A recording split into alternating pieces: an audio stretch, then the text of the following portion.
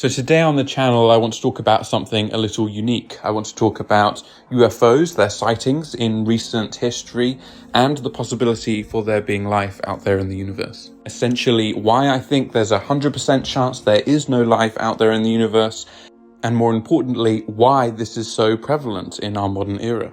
Why is this idea taken seriously when, I hope, by the end of this video, you'll see how little evidence there is for it. I will argue there's a deeper philosophy and even theology at play. So essentially, there's a handful of arguments I would make to debunk life existing out there in the universe. One, the historical argument. The Fermi paradox itself is an inverted form of argumentation which relies on faulty premises.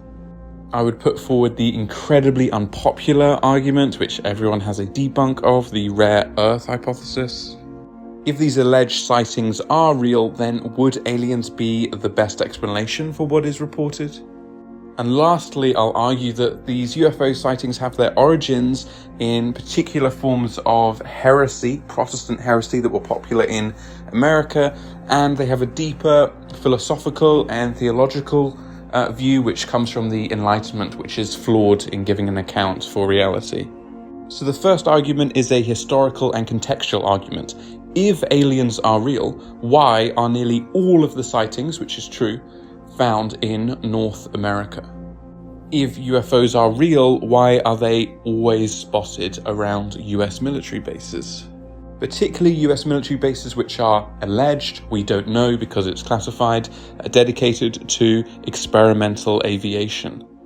This is enough for most people to conclude the issue, but we'll go further.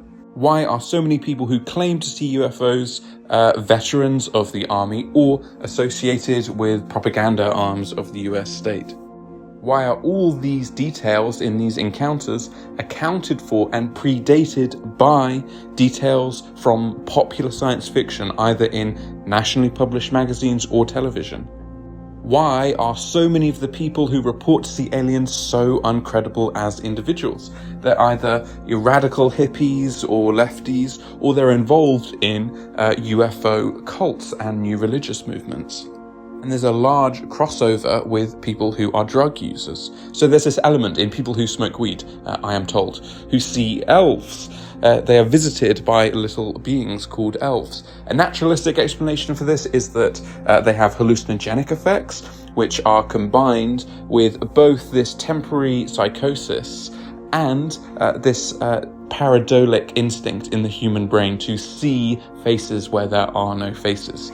However, this report of little elves visiting is remarkably consistent among different drug users. So if you wanted a more supernatural explanation, you could say that these people's brains are weakened by the temporary brain damage produced by drug use, and perhaps there's some demonic influence, if you find that convincing. But the real nail in the coffin is why are so many of these experiences almost identical to experiences from the Victorian era, where people reported being abducted, not by aliens, but by fairies, by fae people, by mythical creatures. Here, they were taken away and they were essentially molested. They did not have scientific experiments done on them, but were sexually molested. So there's this sinister spiritual element to it, and this would explain the supernatural element that's very common in UFO abductions.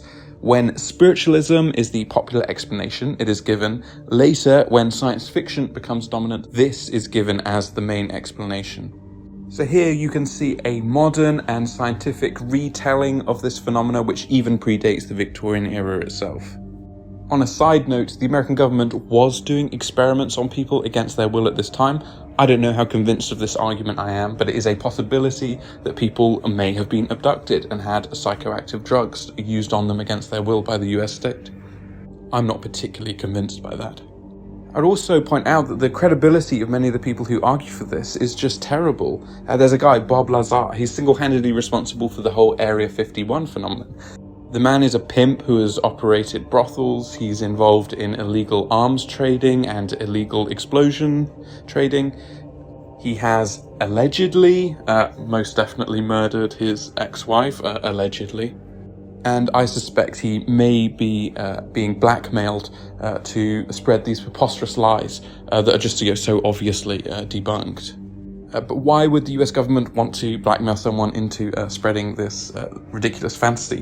When you look at the Roswell incident, which is cited as one of the first major cases that popularized the ufology, well, this was perpetrated by people associated with the US intelligence community.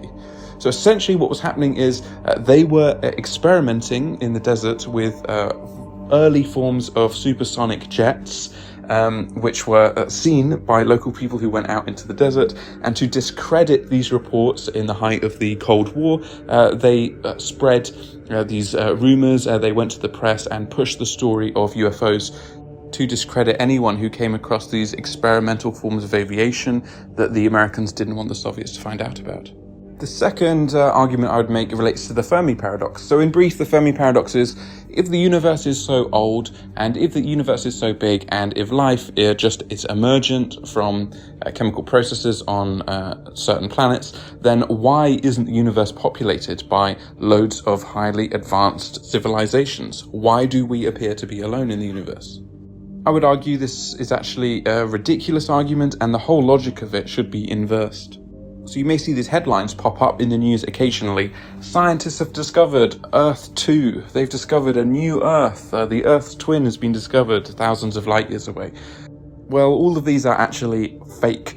When you get to the bottom of the article, you discover the planet is twice the size of Earth, or when the measurements are refined, you find out it's covered in lava, or is toxic, or is being blasted by radiation from its sun. So essentially it's just a rocky planet that orbits a certain distance from a star, and it gets a headline to say we've discovered Earth 2.0. In reality, it would be impossible for our life to exist there. The argument may be, well, maybe there are other forms of life that have evolved to exist on those planets, but we only have one example of life, which is our own.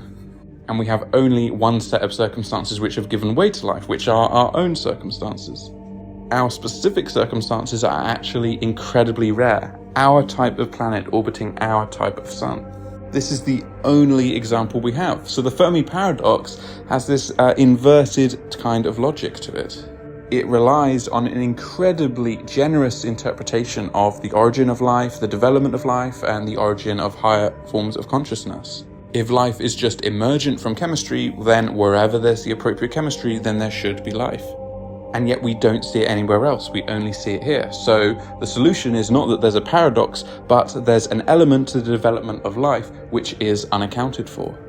This touches on what I would call a fraudulent sphere of science, origin of life research. So once you boil it down to this, essentially the Fermi paradox is this: if life is commonplace, then why isn't it commonplace? Well, the obvious solution is life isn't commonplace. They may ask, well, why is that? But that's a separate question to that of the Fermi paradox. They may say, well, there's some bacteria growing at the bottom of an ocean on a moon somewhere, but why do we not see these civilizations? This relies on the premise that human consciousness is inevitable or is a natural development from previous stages of evolution. But this isn't the case, because there is actually a hard problem of consciousness, as much as many scientists don't want there to be. The issue is that consciousness is qualitatively different, not quantitatively different, but qualitatively different from what we observe in nature. Animals, as far as we know, we can never actually get inside their brains, exist in a dreamlike state. They don't possess the same level of interiority that humans do. They do not exist in this sort of theatre of the mind, where they're aware of themselves in this sort of abstract space in which they can take ideas, shapes, different forms of qualia, unique qualia, and manipulate them. We recognize that animals are sentient. We might see dogs, pets, or other animals behave in ways that we can identify with, but they don't possess this particular form of interiority, which, as far as we know, is unique to human beings. And animal intelligence is nowhere even close. They may find a bird that can solve a basic problem, or a squid that can do some, very, very rudimentary forms of cognition. A chimpanzee may press a button associated with a word whenever it wants food. However, all of this is remarkably trivial, be it these scientific scandals and frauds where they pretend that they've taught chimpanzees language, There's obviously a massive ideological drive to place human consciousness on a continuum with animal sentience, to essentially dethrone mankind from its position of stewardship. What you end up with is a bunch of evolutionists and anthropologists doing incredibly bad philosophy, stepping outside the bounds of their discipline. They have no respect for philosophy and think they don't have to do it, but this just means they end up doing very bad philosophy. So there are two massive problems. One, the development of chemistry into biology, and two, the development of consciousness. Both of these would need to be explained as being commonplace, and they would both need to be commonplace for the Fermi paradox to be a legitimate question for us to ask. Given that they aren't, the question should be, why on earth would we expect to see life out there in the universe? This gets us onto a broader, more cosmological argument known as the rare earth hypothesis. This argument is hated by astrobiologists, by astrophysicists. You can see endless debunks of it here on YouTube. However, I'm actually very convinced by it and think it's a very strong argument. So the Fermi paradox says, if we have this condition, a certain distance from the star, a certain amount of water, all these things, then we should expect life. But really, we only have one set of conditions which explain life, which is our conditions that we have. Ultimately, we have no way of knowing how many conditions are necessary for the development of life because we have only one example of it. So the rare earth hypothesis is an attempt to catalogue a certain number of these. Now, I'm not totally wedded to all of the explanations in the rare earth hypothesis, but once you start looking at the statistical weight of the argument, I don't think you actually need to be attached to every one. So some of the conditions for life, we'd need to be in the galactic habitable zone. We don't want to be blasted with radiation or constantly ejected by other stars. We'd also need to be in our stellar habitable zone. There's evidence that having a large Jupiter-like planet has helped Earth to survive and avoid meteor showers. We have a large moon, which helps to stabilize our rotation and stabilize our orbit. We have just the right amount of oxygen and water on our planet. We have tectonic activity, which, as far as we know, is incredibly rare within the universe, which is vital for the development of life due to its conveyor belt effect on nutrients. We have an incredibly strong magnetic field, which is very rare for our size of planet, which protects us from solar radiation. Our sun is remarkably stable.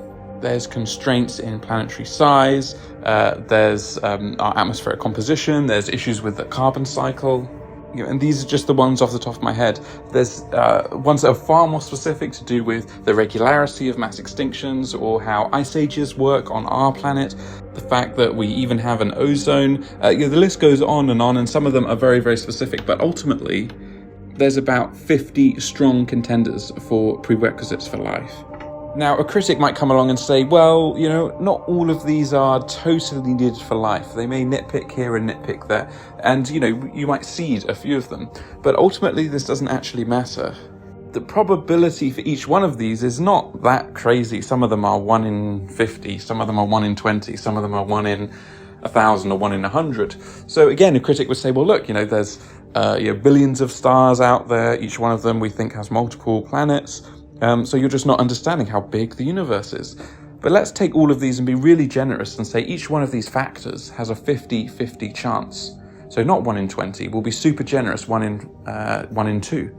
So you add these up, and the way that the maths works is that once you have 10 50-50s after each other, 20 50-50s, 50 50-50s, eventually you end up with a statistic that is so unlikely. It's 1 in a number that's, 1,000, 1 billion times the number of seconds the universe has existed. So the power of these probabilities, when these circumstances are cumulative and they're contingent upon one another, is actually immense. This all relates to the cosmological principle, that is that the universe is homogeneous. When we look out there, we shouldn't expect to see any major changes. It should all average out. The implication of this also is that we are not in a special or unique part of the universe. However, we are because we look at the universe and the universe does not look back at us. What we observe and what we know from a fact that we are in a unique spot in the universe because we're the only place we know which has life in it. This cosmological principle, it's not really based on evidence. It's rather a dogmatic form of philosophy which interprets evidence which comes prior to evidence. So putting all of these, broader cosmological arguments to the side, let's just talk about how aliens are purported to behave from sightings. Do they behave how we would expect them to behave if they are just a species from another planet? Nearly all of these sightings have a supernatural element to them. Spaceships move in ways which are not expected by physics, which are physically impossible. Time is dilated or runs backwards. There's time travel elements to them. The aliens are capable of appearing and disappearing, of bilocating. People report having religious, spiritual experiences when confronted with aliens. What's described is essentially magic. If aliens are just a physical species of life from another planet and they're behaving in ways which cannot be accounted for physically, then the argument would be, well, these aren't physical things and therefore can't be aliens. In all these accounts, the technology that aliens possess is described as being like magic. Now, the argument is, well, what if their technology is so advanced it appears to us as magic? Well, does advanced technology appear like magic? I'm not actually convinced of that. If you took someone from 100 or 200 years ago and brought them to today, they may be surprised by things, but would they actually attribute them to magic? Does this account for the reality-breaking feats that aliens are supposedly supposed to do? This also doesn't give an account for their motives. What would the motives be for aliens to travel, millions of light years just to do experiments on humans and perform aerial acrobatics over American military bases? Well, if this idea is so ridiculous, why is it that so many people are enamored by it? Why is it promoted by the government? Well, one of the origins of this comes from an unlikely place, and that is the religion of Mormonism. So Mormonism came out of a whole flourishing of Protestant heresies that developed in the United States. What are some of the beliefs of Mormonism? One is that there are multiple other planets out there in the universe which possess life, and humans arbitrarily just happen to live on one of them. Our God that we worship was an alien being from another planet which ascended to a form of godhood. We also can ascend to godhood through, engaging in these pseudo-Masonic practices. This is a staple of UFO religions, that we can, ascend to a higher form of consciousness, that aliens are essentially magic forms of deity, which are given a pseudo-scientific explanation, a pseudo-naturalist explanation, but essentially they are like gods to us, and we can ascend to godhood alongside them. In the Mormon context, this has a religious significance. Among New Age UFO cults, this has a spiritualist connotation, and among techno-optimists, this has a technological element to it. We might draw a more broad parallel to liberalism, where there is a cult of self-actualization, where we ascend and transgress the limited boundaries of obligation and of particularity. The surrounding itself, our planet ourselves, our cosmology is not particular to us, but is instead, just universal and arbitrary, and that the heart of it is, an ascension of ourselves to a higher realm of consciousness, to a higher technological plane of existence. Aliens were once mortals and became gods, and by following in their footsteps, we may ascend to godhood too. This is just rife through all of science fiction. This gets at a far deeper philosophical point that mankind is not unique. We may feel as though we are unique, but this is merely a sociological, optical illusion. This is in contrast to what goes on in the book of Genesis. So unless you are a young earth creationist, it's hard to view this as being an historical account. But what are the deeper themes, the deeper meaning going on in the book of Genesis? Well, one is, an acknowledgement that we are of the animal kingdom, and yet we are alienated from it. We are alienated from our animal natures. We cannot commune from nature because we exist separate from it and outside of it. Animals are innocent, even though they may behave in savage ways. We are of the animal kingdom, and yet through our knowledge and our consciousness, we are estranged from it. In contrast to the Enlightenment view of the man as an individual, wandering through nature free from obligation, picking fruits off trees in order to live, we are in fact social creatures that struggle alongside one another for survival in a fallen state. We are in fact alienated from animals of which we have dominion over. This is attacked and undermined by the UFO phenomena. If there are forms of conscious and highly intelligent life out there in the universe, then it places our position into question. We no longer have a privileged relationship with God. We would be contiguous with the natural world and ultimately contiguous with the meaning and empty chaos of the universe. In light of this, we may view the UFO phenomenon as a phantasm of Enlightenment philosophies rather than anything that pertains to the reality of the physical world.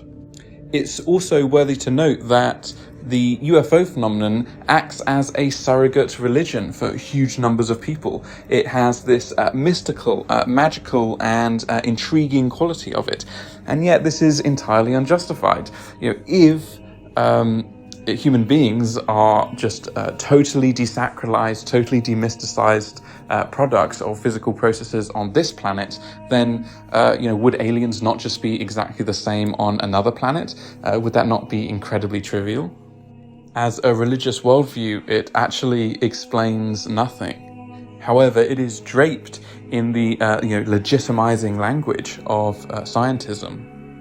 This acts very similar to forms of Protestant heresy, which seeks to blend elements of the Enlightenment and the post-Enlightenment with Christian theology. However, it undoes both of those things and ends up acting as a subversive force which displaces and dethrones our unique position as moral agents within the universe. One could imagine various cults building up in the future around the phenomenon of supposed artificial intelligence. Its surrogate religion status operates alongside the pseudo-mysticism and mysticalism of scientism. Think of these popular entertainers like Brian Cox or Nelson deGrasse Tyrone. The idea that we're supposed to be in shock and awe that there's a massive ball of gas in the sky, or that there's a big burning ball of plasma, as if this is impressive. The universe is mostly just empty trash floating around. And yet, us and our minds are supposed to be products of this universe, and yet our minds, obviously are contingent upon meaning themselves and able to ascribe meaning and to decipher meaning from the universe. So this is very similar to monism, where it's this self-refuting worldview. So the pseudo-religiousness of this UFO phenomena and the scientism it relies on is empty. It actually offers us nothing and explains nothing about the world. It merely poses more questions. Much worse than that, it actually attacks and undermines the very ability for us to establish meaning itself. If we reject this view that comes from forms of Enlightenment, esotericism, which ultimately leads to this dead, desacralized, demythicized, mechanical view of the world, we might start from something smaller. What is it that we do know? We do know that we are here and we partake in being with one another in a very bizarre, peculiar and particular set of circumstances which are in essence miraculous. We live here and our lives matter and the moral consequences of our lives matter. We are real and aliens are not.